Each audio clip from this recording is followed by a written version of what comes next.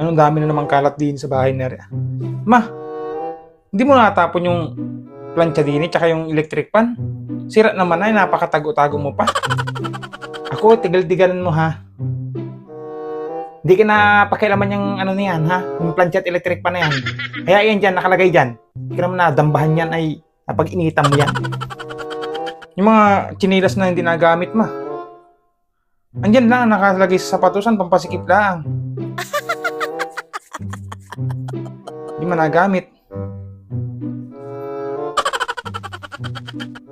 Sinabing pabayaan mo yan dyan, yung mga sandals na yan dyan. Hindi naman yan nakakasagabal sa iyo. Nauwi ka na lang dito at nakain, tapos ganyan pang puro kapuna. Oh, ngayon ma, may bago na naman kitang rep. Tapos yung lumang rep, hindi mo pa pamigay. Hindi pa ipatimbang sa magbabakal.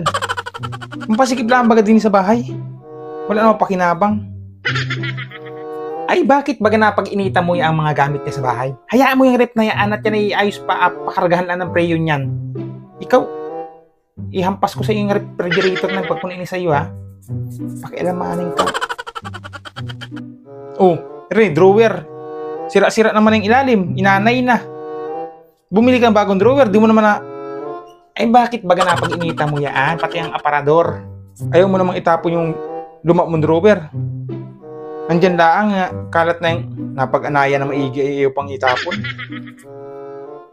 Ako'y nagigigil sa yung bata ka, ha? Nananahimik yan dyan, ha? Nananahimik. Hindi naman niya katabi sa pagtulog mo. Bisiti mo na naman ako. Yung rice cooker. Topi-topi na yung puwitan ng kaldero ng rice cooker.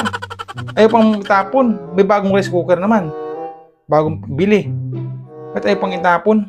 Baga naman yan. Pati rice cooker na pag-initan mo ha. Yaan ay napaglagaan ko ng gamot.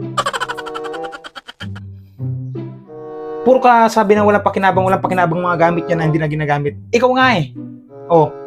Wala ka naman pakinabang dito. Puro lamong ka lang. Oh, ba't andito ka pa? Ha? Napag-initan mo lahat ng gamit din sa bahay, ha? Ha? O ito, tanungin kita. Ikaw, anong pakinabang mo dito sa bahay? Ba't andito ka pa?